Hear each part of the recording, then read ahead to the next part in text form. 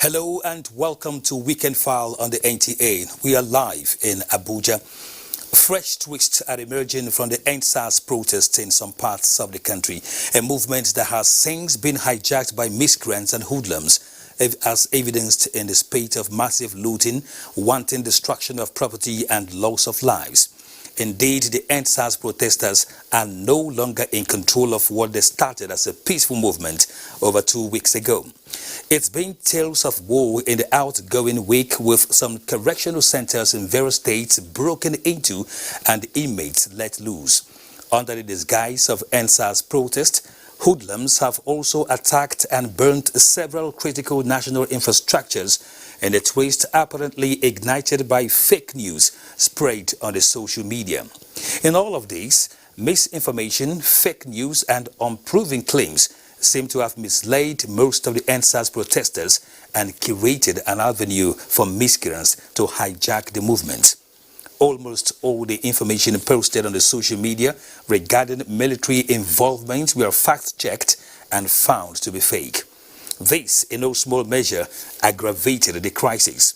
In all this, bold steps spearheaded by President Muhammadu Buhari have been taken at the federal and state level to ensure justice for all victims of the dissolved SARS brutality, aligned with the demands of the genuine NSAS protesters.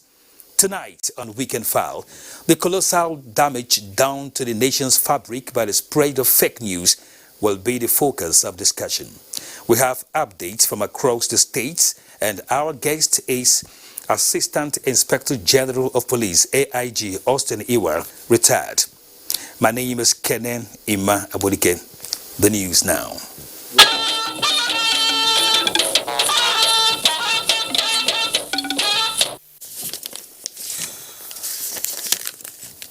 The city of Calabar Saturday morning came under attack by hoodlums who went on rampage, burning and looting private and public property, including the Nigerian Television Authority, Calabar.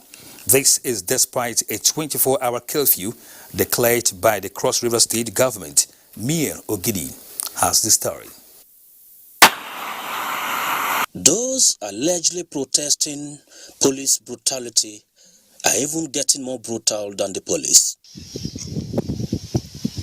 It was rather a sad one in NTA Calabar, Cross River State, as suspected hoodlums operating under the shadow of the NSAS protest literally swept every pin in the station, from the studio to the control room, editing suite, transmitter, plant house, cameras, computers, personal items, down to the destruction of 2 operational vehicles. The NTA Star Times office was also not spared. Something you could not pull away, they destroyed it with hammer. They destroyed all the vehicles, our transmitter, our electronics, ACs, everything is gone. What kind of thing is this? Height of wickedness in human being. The State WAEC office, NYSC Secretariat, NDDC, Cross River State Basin Development Authority share the same fate with NTA. The Senator Victor Ndoma Egba's house in flames right now. Still in Cross River State, the rampaging hoodlums attacked the private home of the former Senate leader Victor Ndoma Egba, as well as businesses and houses of prominent personalities in the state vandalized. Mir Ogidi, NTA News. In Benin, a warehouse where some strategic medical assets stored was looted by hoodlums. Items looted include vaccines, high-end equipment, and other supplies. The Edo State government said the government warehouse in Medical Stores Road, Benin Cities, stores palliative materials and medical supplies and serves as a strategic reserve to mitigate eventualities in the state. Special Advisor to the Governor on Media and Communication Strategy, Crusoe Osagie, said government has distributed most of the palliative materials sent to the state, and what was stored at the warehouse, which has now been breached, was strategic to mitigate eventualities. The other warehouses for food supplies in Edo State are empty as the relief materials that were earlier housed in them have all been distributed. And the analysis of the trend of coronavirus pandemic by scientists across the globe, studies have shown that there was going to be a second wave of the pandemic. This has been proven to be true in most parts of Europe, where there has since been a second round of shutdown with its attendant economic implications. And in Ilorin, Kwara State, hoodlums Friday night looted goods and destroyed property worth several millions of naira. Kehinde Omolosho reports that the hoodlums unleashed terror on Kwara Mall, Ilorin Cargo Terminal, among others. This is the Ilorin Cargo Terminal where it all started on Friday. The hoodlums, after looting the food items kept here, proceeded to other locations in Ilorin metropolis. Although the popular NSAS protests have subsided in the state and protesters are off the streets, some youths in their hundreds unleashed mayhem in some parts of Ilorin as they engaged in looting spree and destruction of property. Kwara Mall, which houses ShopRite, 2 commercial banks and many other shops were the worst hit as all shops within and around the area were looted and destroyed by the hoodlums. Kwara Agro Mall and stores where NEMA's relief materials are kept were not spared in the process as office equipment and relief materials were carted away by the hoodlums. Men of the Nigerian Customs Service were able to repel an attack on their facility by the armed hoodlums, but not without casualties as 2 of their officers were seriously wounded. Security operatives in the state, according to CP Kayode Egbetoku, are on top of the situation and many arrests have been made. I affirm again and again our commitment to the protection of lives and properties and the protection of human rights of residents and visitors alike in Kwara State. I, however, want to make it clear that criminal elements cannot and will not enjoy our protection. He warned parents to prevail on their children and words not to join the bandwagon of lawbreakers, as anybody caught in the process would be made to face the full wrath of the law. Meanwhile, the 24-hour curfew declared by Governor Abdulrahman Abdulrazak late Friday night is fully in force as security men were on ground at strategic locations to ensure full compliance. Kehinde Omolosho, NTA News.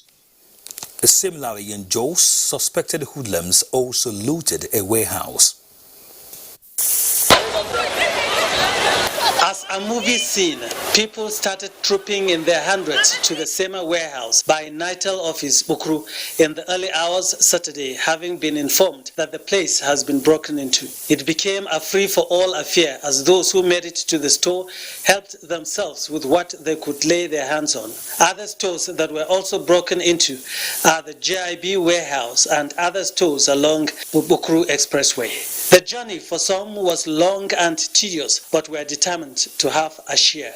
As a result of the tension, it was difficult getting comments from any individual or official.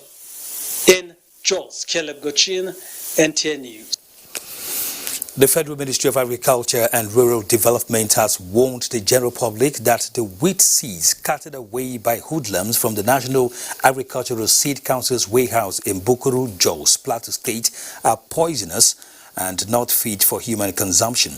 A statement by the Permanent Secretary, Federal Ministry of Agriculture and Rural Development, says the wheat seeds have been treated with agrochemicals and intended for planting during the forthcoming dry season wheat production. The ministry appeals to the general public not to consume these seeds, but report any such found to the nearest security agency.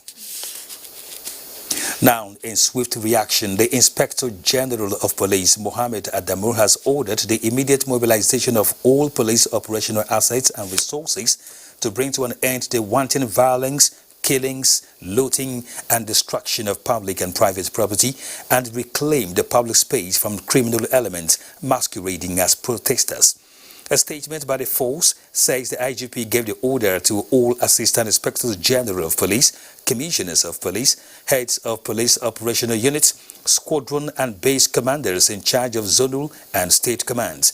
The IGP, while noting that enough is enough to all acts of lawlessness, disruption of public peace and order which have resulted in indiscriminate looting of shops, malls and warehouses, damage to property and loss of lives in some parts of the country, further directs the police strategic managers to personally lead and coordinate the operation and use all legitimate means to halt a further slide into lawlessness and brigandage.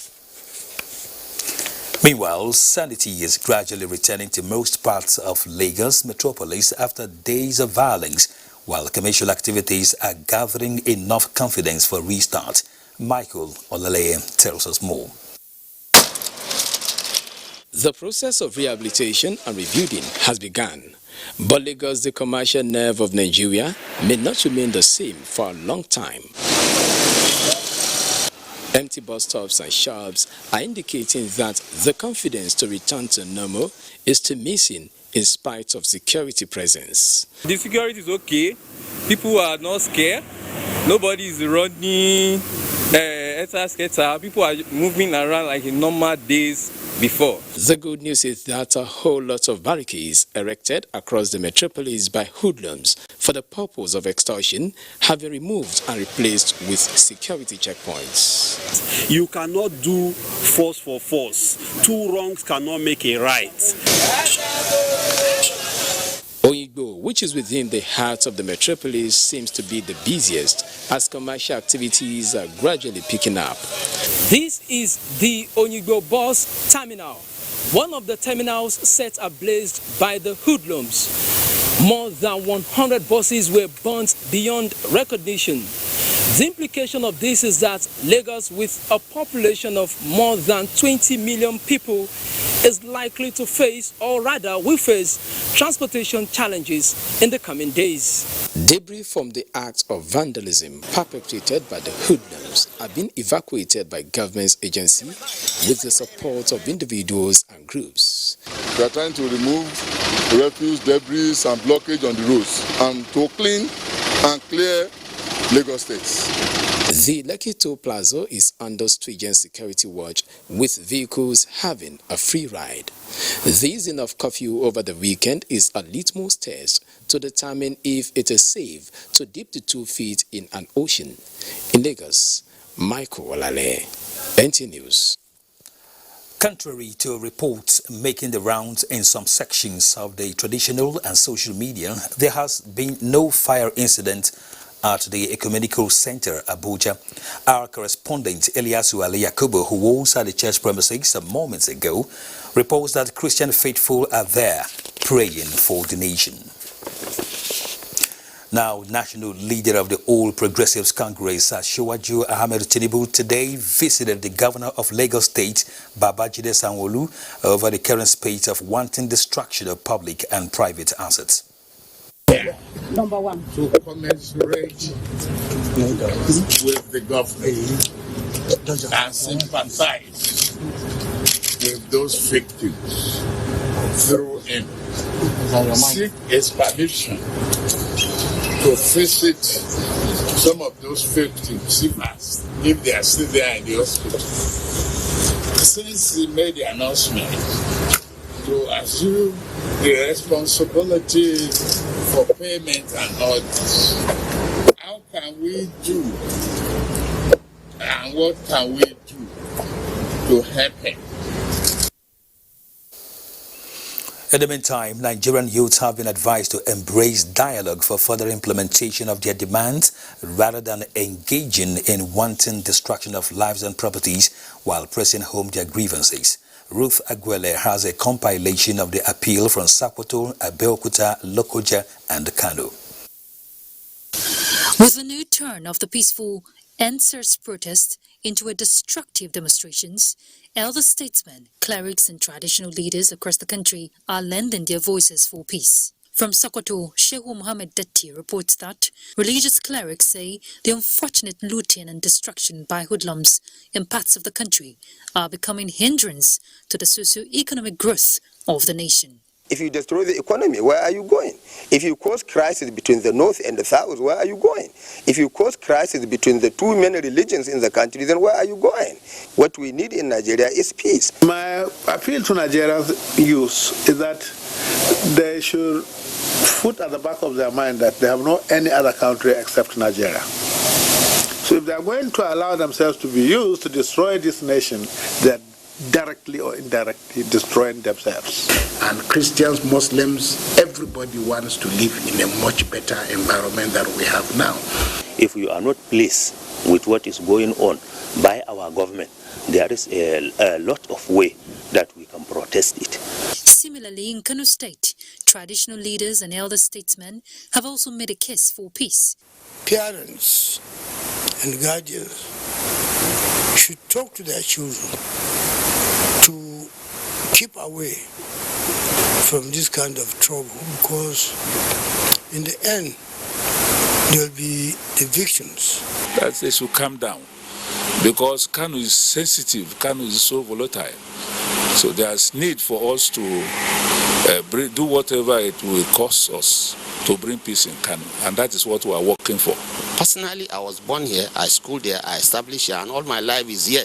Why would I want trouble? The story is not different in Kogi State, where the Kogi State Interreligious Council continues to promote peaceful coexistence irrespective of religious affiliations. We call on all our members, the religious members, to resist every attempt by any group or section that will want to make this a religious issue. These, elements that has hijacked, the process, I think they themselves should see reason and say, before you give us bad name, let's withdraw and give government a chance. And as voices continue to speak out, it is hoped that peace will continue to reign in the country.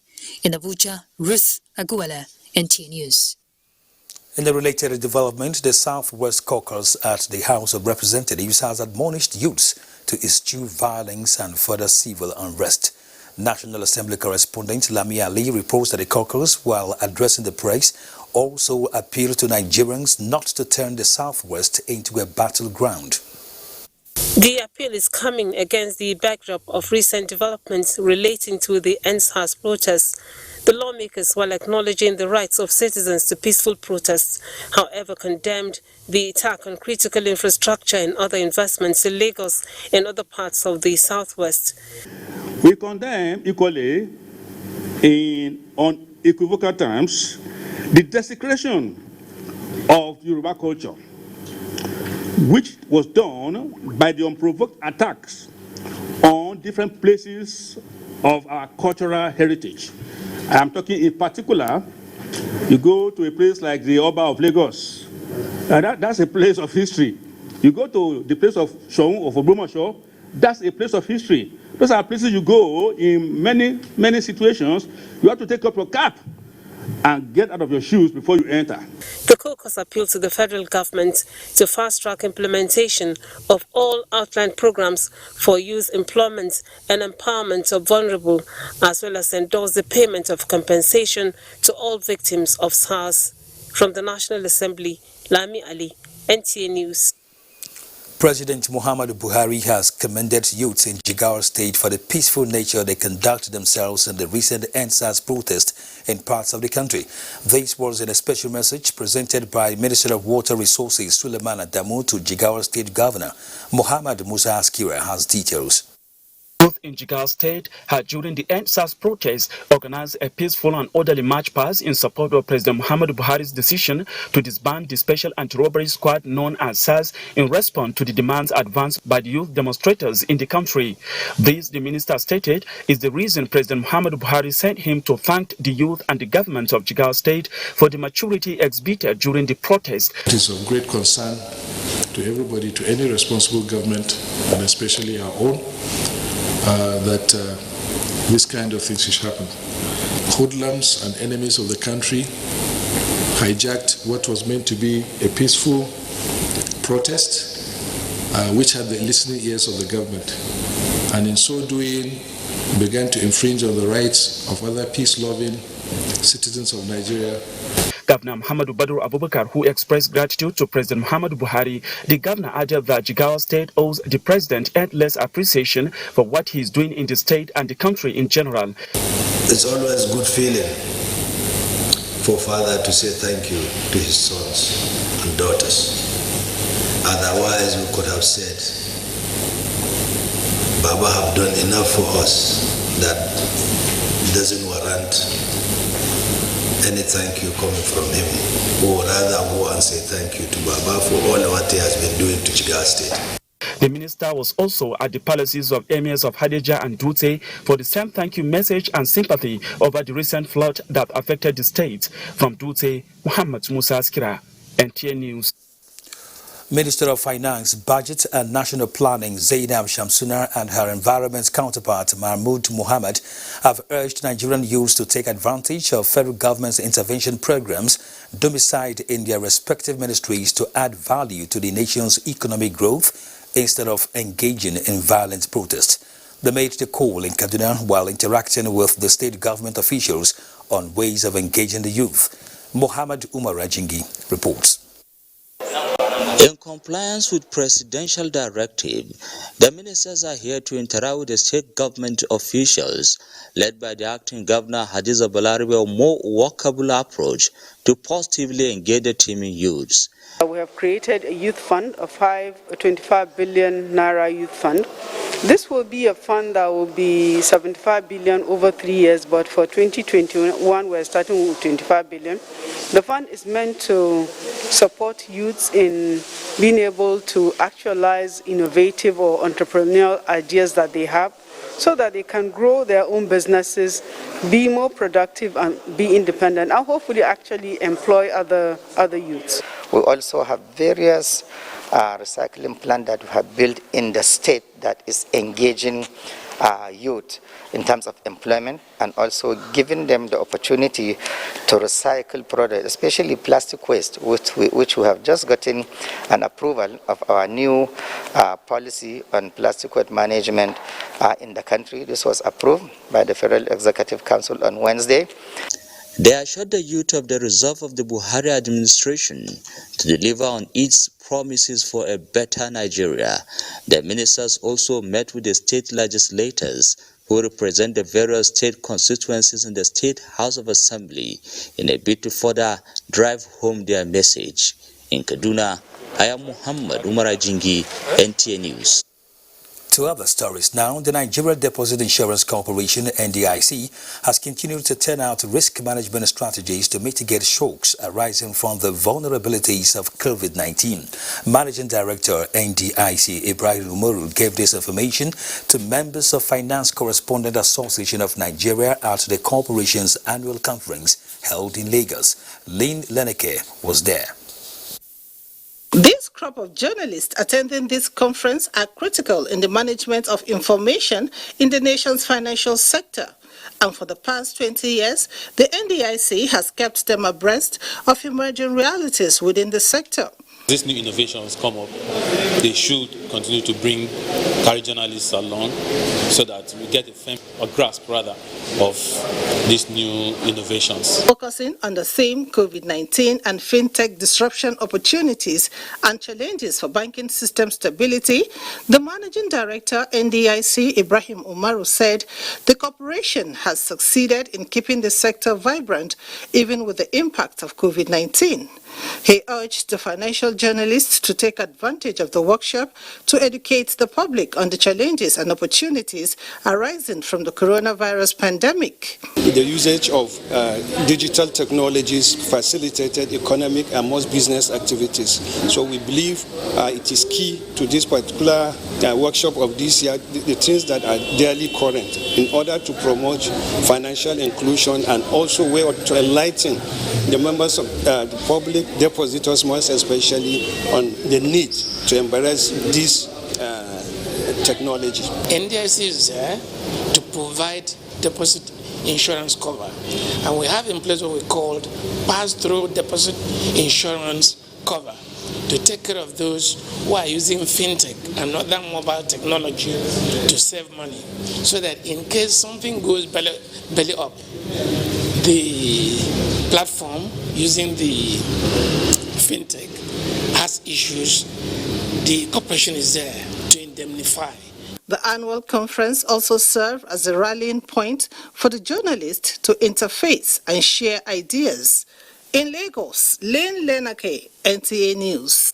The Emir of Zazzau, Alhaji Ahmad Nuhu Bamali, has pledged to uphold the virtues of his founding fathers for peace, unity and harmonious coexistence of the people of the country, urging for cooperation and prayers for his reign to be successful.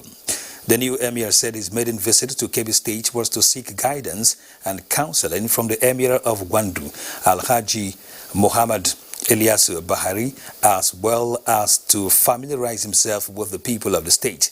Abdullahi Ilala Umar has details of the visit. Mayor of Zazzau Ahmad Nuhu Bamali, who described traditional leaders as custodians of tradition, peacemakers and advisors to other leaders and the led, said will continue to work for common understanding of the people of Kaduna State and the country in general. He said the visit to the Emir of Gondu was as a result of his wealth of experience and age-long cordial relationship between Gondu and Zazzau Emirates, promising to sustain it. My message to Nigerians is a message of peace. A message of peace. We should try and be brothers keepers and also to be law-abiding. He urged the people of the state to remain supportive of the government by ensuring peace and security for meaningful development. Congratulating the new Emir for mounting the throne, the Emir of Gwandu, Alhaji Muhammadu Ilyasu Bashar, assured him of his cooperation, urging the people of Kaduna State to rally round him for the benefit of his experience.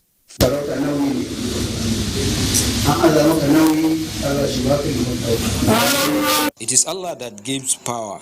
I'm calling on the Zazzau royal houses to come together for the peace and unity of the emirate, the state and the country at large. May Allah guide and protect you. The Gwandu Emirate thereafter held a special prayer for the successful reign of the new Emir and peace in the country. Abdullah Omar Ilalu, NTA News. President Muhammadu Buhari felicitates with the Emir of Zuru in Kebbi State, His Royal Highness Muhammadu Sani Sami, on the occasion of his 77th birthday, October 24, 2020. The President recalls the illustrious stewardship of the retired Major General to the Nigerian Army and the country, serving variously as Commander, Brigade of Guards, now Guards Brigade, and as Military Governor of Bauchi State, among others. President Buhari salutes the selfless service the Sami Gomo too has rendered to his people, wishing him good health, longer life, and many more years of stewardship to Zulu Emirate, Kebbi State, and the nation at large. Let's pause now for some commercial messages. Weekend File continues after the break.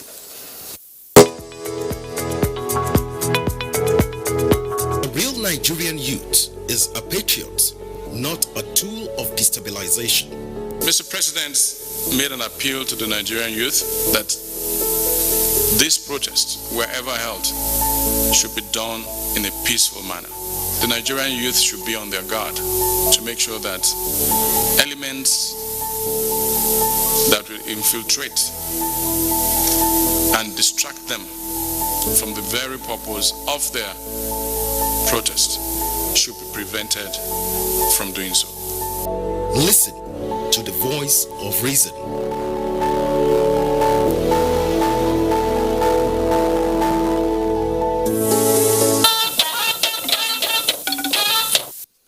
Thank you for staying tuned to Weekend File on the NTA.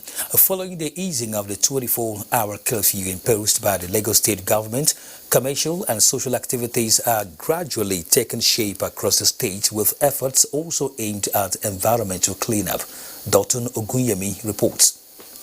The latest update from Lagos is that the state government has commenced what it calls a 360-degree cleanup exercise as the state and indeed the nation begins its healing process. The hashtag Healing Lagos is already trending on social media platforms as many programs aimed at achieving this aim has begun. For one, the Lagos State Employment Trust Fund has appealed to Lagos-based businesses whose shops were looted to fill out a form on its website and apply for the Lagos State SME Recovery Fund, as it were. The state governor has taken a tour of affected areas in the wake of the violence to assess the level of damage, which, according to his tweet, and I quote, Our beautiful city has seen a level of destruction almost akin to a war zone. It was a shocking and very sad spectacle. Our land took a beating, and this hurts. Historical buildings, cultural centers, private malls, government holdings, and private businesses were pillaged and burnt. End of quote. Meanwhile, security agencies have not been deterred in their duties as a number of suspects who wanted to take advantage of the now relaxed curfew to get away with several crimes were apprehended. You had the vehicle. How long have you been driving it? Since January and since July. Since July. And why is that? Because I want to sell the car. That's why I just said I should not collect the number for it. How did you come about this military? Like my brother have the car. Are you parading yourself as a military personnel? I don't put it everywhere. It's inside my place I keep inside my bag. Some Lagos residents also say lessons learned from the whole experience will not be forgotten in a hurry. Nigeria will be fine. Consistency, positive mind. And also, according to the state government, it has expanded the terms of reference for the judicial panel of inquiry and restitution to include the incident at the Lekki toll gate. And the government has also appealed to anyone who have any claims to send them to the panel, as the panel will begin to sit on Monday, the 26th of October 2020 at the Lagos Court of Arbitration situated in Lekki. From Lagos, Dotun Ogunyemi, NTA News. There is improved compliance to the appeals made by the Federal Capital Territory Administration to various groups in the NSAS protest to remain calm while the authorities address the demands of the protesters. Eliasu Onotu Yakobo brings us updates in this situation report. Nights in the nation's capital are seemingly quiet these days, devoid of the bubbles and hustle that usually characterized its aesthetics, but pregnant with uncertainty for residents. Life is still a shadow of its old self at the affected communities in the territory following the NSAS crisis. Residents at Apogudu Durumi Axis count their losses, while those at Dusen Alhaji and Makaranta still wallow in fear of what may or may not in their neighborhoods. 18 car burnt to hatches, while the 25 car vandalized. So we lost over close to 200 million. We are using this opportunity to call the federal government of Nigeria. Even my very self, as a person from Obingwa local government of Abia State, I'm calling my own senator. He's here. And they come to my rescue because this is a very big loss. However, various security agencies in the territory have made adequate deployments across strategic locations with assurance to sustain such operations until normalcy is finally restored in the territory. We are appealing to residents first that they should go about their endeavors peacefully. Earlier, business activities were partially halted Saturday morning at the popular UTC in Area 10 following attempts by suspected hoodlums to break into the Art and Culture Center in a bid to cut away items which they believed to be COVID-19 palliatives stored in the center. In Abuja, Eliasu Onotu Yakubu, NTA News. Assistant Inspector General of Police AIG Austin Iwa, retired, joins me in the studio for tonight's discussion. You're welcome. Thank you for having me. What naturally started out as a peaceful protest or movement, as it were, is now looking awry, ugly, leaving very sour taste in the mouths of many. How do you react to that? It's very sad. It's very sad because for the first time in the history of this country, we find young people organize themselves and introduced some level of protest that nobody has ever seen in this country. You know, a carnival-like protest, a picnic-like protest that made even people all over the world to begin to learn that there could be joy even in protest. There could be happiness even in protest. And they were not violent. They were persistent on their demands about ending SARS, and eventually the end SARS became a tipping point and a metaphor for other demands that these young people were making on the government and other prominent Nigerians and their legislators and politicians, and everything was going on well. Then all of a sudden, we started seeing hoodlums taking advantage and pretending to be protesters initially, but had their own motives. And here we are with what we have today. We have a situation where there's massive destruction all over the country. People's properties have been destroyed, businesses have been destroyed. Lagos has experienced much of this destruction than other areas. And up till now, this evening, even this evening I was coming here, we were receiving news of attacks, especially on areas that were believed to have this COVID palliatives kept. And it's a sad situation. I think they tried to destroy the objective of this movement, these young people. They tried to destroy the objective, but I think that the rest of Nigerians know that the objectives are valid, and that now government has, and even the police from this evening, when I heard the Inspector General giving decisive instructions that this thing should be brought to a standstill. I think the police will do something about it. Even though the police also has a knee on its neck, yes, considering that this whole thing is about the police. Considering that even the police themselves have been killed. We have reports of about 11 police officers that were killed.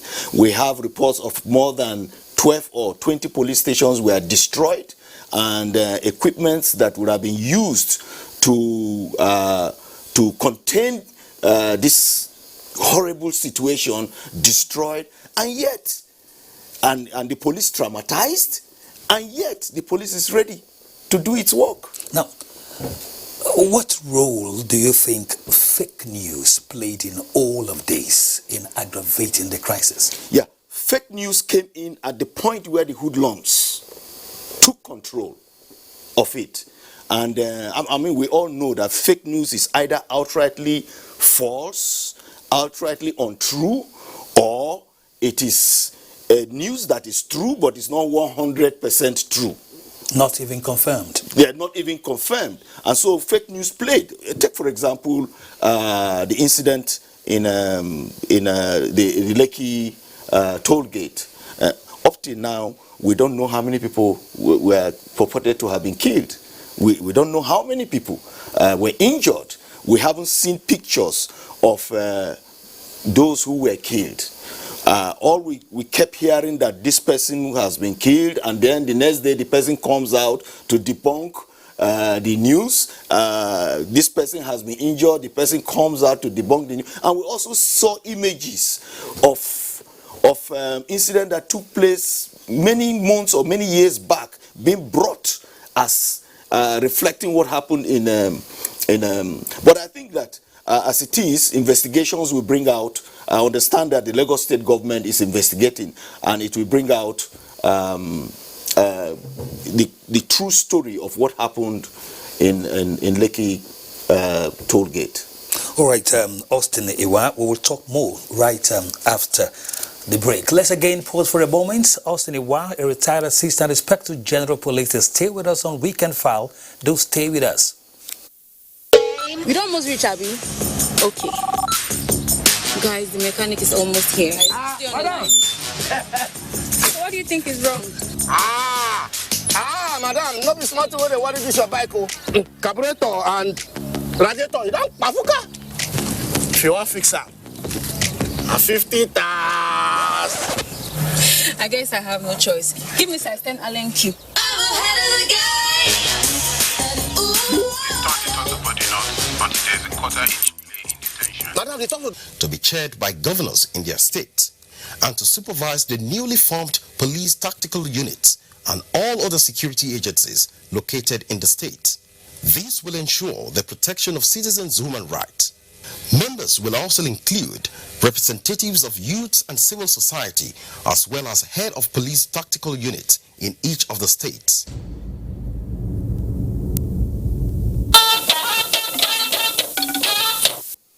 Welcome back. It's another story of looting also in Akwa Ibom State on Friday evening, but this time around 6 of the alleged looters were arrested by the police. Kelvin Samuel reports. Following the outbreak of violence by hoodlums who disguised as NSAS protesters on Friday evening and invaded Anchor Insurance, Akwa Ibom State Broadcasting Corporation, the Choice Mall, and some shops at Impact Market. What people took loans and sold their assets to even build for and create employment is what they are targeting. Akwa Ibom State Police Command sworn into action leading to the recovery of most of the stolen goods. Addressing the press on the development, the Commissioner of Police Akwa Ibom State, Amiegeme Andrew, while appreciating the people and government of the state for their cooperation that led to the huge success, assured the police will continue to do everything possible to ensure the total recovery of the remaining items as well as maintain adequate security of lives and property of citizens. Quick deployment of anti-riot policemen in conjunction with other sister forces such as the Army, the DSS, and all security agencies have yielded good results. Owners of the recovered items, which include refrigerators, television sets, generators, bags of rice, among others, are to report at the State Police Headquarters, Ikoda Panabia, for identification and collection. In Uyo, Kevin Samuel, NTA News. AIG Austin Iwa, retired, is still with me in the studio here. So let's look at ways of correcting this situation right now in terms of the fact that we have seen the damages done on the nation via misinformation, fake news, and of course unproven claims, because these are the things that actually spoiled the moment, as it were. So how do we go forward from here? Well, the first thing that needs to be done, which of course the Inspector General has done, is to see how to bring the situation under control and to ensure that these hoodlums are arrested and prevented from carrying out more damages than they have done. And then the second thing is to conduct investigation. I mean, my background as a policeman, that's what I would do. Conduct investigation, get all the information you need to have from your sources, and then constitute investigation team and bring these people to book. Because it doesn't look as if these hoodlums were angry for anything. This is outright criminality. Outright criminality. Because I don't understand how a group of people will look at buses that they use in Lagos and decide to burn it. It's what are they angry about? It's outright criminality, and I think they should be brought to book. They should be charged to court, and the weight of the law should come on them. I think those are the first things you do. And then while doing that, the government will be giving people assurances, dousing tension, and making sure that people understand where government stands, and especially the security agencies, to give the security agencies assurances. Because just like I told you, even the police has a leg on its neck as it is. Because first of all, government has its knee on the police neck in the sense of establishing investigating panels, and of course you know that a lot of police officers that are probably going to be involved in containing this situation will also be subjected to the judicial inquiries, and then generally within the police itself, some of them are traumatized with this incident, seeing their colleagues brutalized and killed on TV, news TV, and recently you have children of police officers coming out to protest. So it creates a lot of traumatic experience for the police officer that he or she also need to be counseled, to be made to understand that, look, at the end of the day, this is for you. The whole thing about NSAS is to reform the police. So be calm, focus on your duty. These are the fallouts of this kind of situation where you have protests and riots and destruction of property. Yeah. Of course, police officers will also be this. So the one thing that the IG and the government should do is to make sure that police officers sent out are given all the assurances they need to have to do their job. Okay, at this point, let me ask you finally on the program, what would you say to, because there are different shades of miscreants. What do you say to those miscreants who believe that through fake news and the rest, they will continue to sustain what they have done already? What is your advice to them? Well, the advice to them is that this country belongs to all of us. If you decide to destroy this country, where will you go? Where will you go? So you need to focus on ensuring that if you are bringing out any news, it should be the news that stands on truth and justice. As simple as that. Or else where will you go? Of course, social media is also the platform upon which all these things. I think this situation calls for a system of trying to moderate or to check social media activities in this country, and I think that to some extent laws should be made to protect people from the dangers of social media. Thank you very much, AIG Austin Iwa, retired, for coming on Weekend File today. Thank you for having me. We told you earlier that contrary to reports making the rounds in sections of the media, there has been no fire incident at the Ecumenical Center in Abuja. Our correspondent Eliasu Ali Yakubu was at the church premises. Like fire in the Ecumenical Center. The National Christian Center is intact. It's a national Christian monument. It's a national monument in Nigeria. Nobody has touched it. As you can see yourself, this place looks serene. It's a serene environment. You can go around and check. The rumor is purely fake and nothing else. Let's take a look at the weather prospect for tomorrow.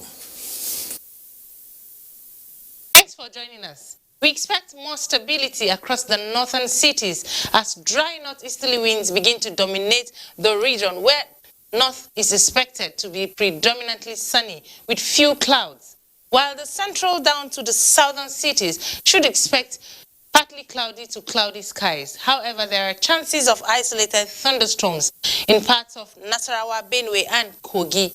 To the southern cities, parts of Cross River, Akwa